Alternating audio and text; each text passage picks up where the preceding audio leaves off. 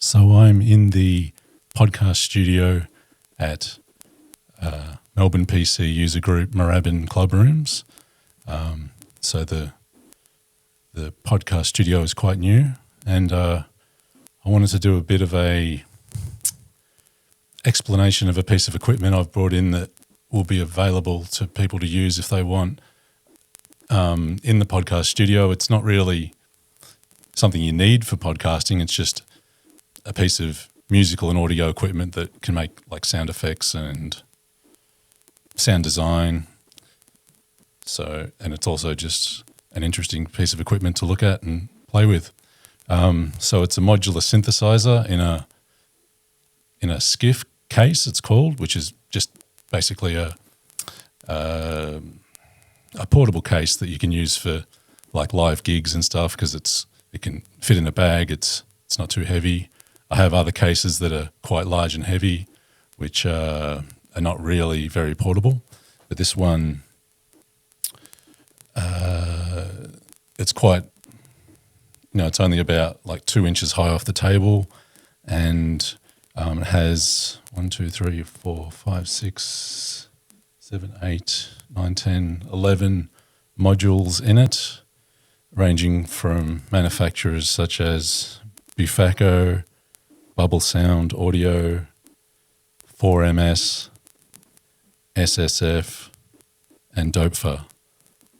And I've chosen a selection of modules that I thought would be interesting to people who maybe haven't done sound design or modular synthesis, who might know a bit about digital signal processing, I suppose, or just how binary information is stored and processed, because I've set up a patch that uses a lot of square waves, although it's not strictly square waves. There's digital noise, stored noise, as in like almost, I think they're like wave tables of noise. So there's different flavors of noise, I suppose you could call it, because noise isn't just white noise. There's brown noise, pink noise, etc., etc. And I have oscillators in here, 3 of the same identical oscillator, which can frequency modulate each other, so you get results somewhat like FM radio. So if I bring up the volume a bit, you can hear it just crackling at the moment like vinyl. It sounds like a bit like a vinyl crackle. It's not. You might have thought it was a problem with the audio equipment, but it's actually the sound design that I've got going. And so I have noise modulating the oscillators, and they're set to quite a low rate, but then each oscillator is modulating each other, and some of the oscillators are being multiplied and divided, and the divisions are being fed back into the oscillators as modulation parameters for other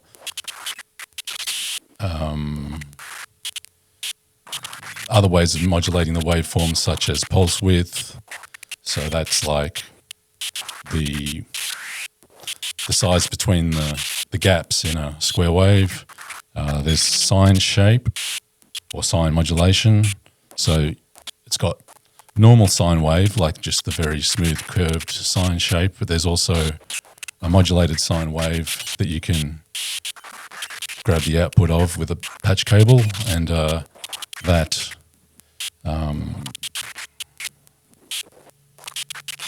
you can get various shapes out of that as well. And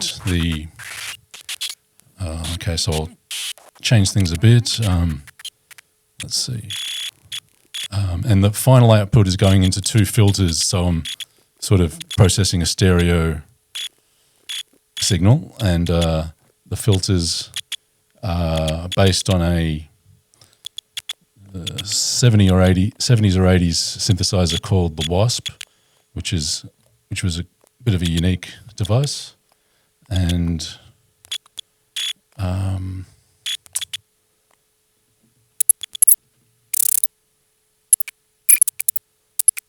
can I do? Okay, so the shuffling clock multiplier, which is usually a way to create rhythms, but I've got it sort of as well, you can have sub oscillations, which are like you'll have like a main frequency, and then you can have like an octave down of that, which would be like half the frequency. But this is the opposite. It's multiplications of the main frequency. And you can do various things like skip steps or skip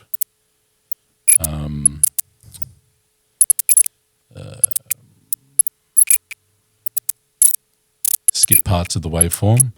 You can do pulse width modulation, shuffle, which, as I said, this module is intended to be more for creating rhythms, and so shuffle's like something that's often used in jazz, but at high frequencies, shuffle becomes something different. And there's slip as well, which I suppose is similar to, well, this could be inaccurate, but I think it's similar to like moving the phase of the waveform. And so now I'll just experiment and try to get some different sounds out of it to what you've already heard.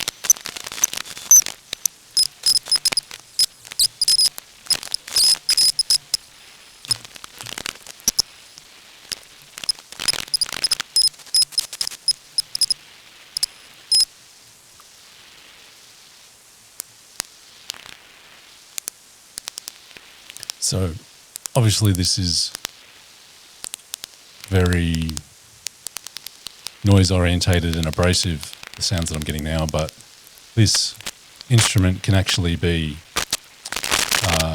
controlled as like a polyphonic synthesizer, as in a 3-note, similar to like a keyboard. It can be connected to a keyboard and played like that with more harmonious and melodic results. I haven't got the MIDI to CV module that I intend to use with this in here today, but I will have that available as well. And the keyboard in the Borret room, which is like I think it's Roland. Looks like a pretty good, but a good keyboard in terms of the action on the keys, but in terms of sound design, this would offer more experimental results. And so I wouldn't be surprised if people listening to this doubt that this machine could do something more musical, but it really can. I've just got it set up in a very chaotic way at the moment. I've just basically plugged all the patch cables into every available jack there is. There's about 70 or 80 jacks here, but you can be more selective and just use it in a more standard way in order to create synthesized sounds.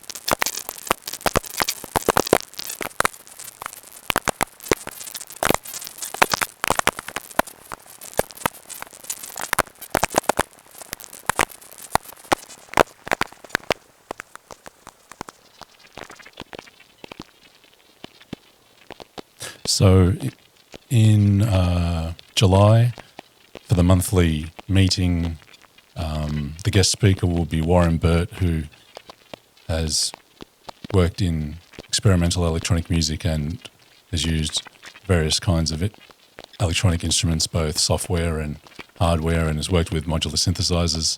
And he's actually worked with microcontrollers as well, in terms of not only working with unusual kinds of microcontrollers, but actually designing them for musical purposes. And I've been delving into his Bandcamp music, and one of my favourite releases that he's done is based around using subharmonic divisions. I'm sure he'll explain it better. Something to do with subharmonic divisions of an oscillator using CMOS chips, or designing a CMOS chip to do that, which I think is an interesting crossover between sound design, music, and microcontrollers. So I look forward to hearing more about that. And he gets a very experimental sounds, but also quite. It's capable of doing quite harmonious melodic things as well.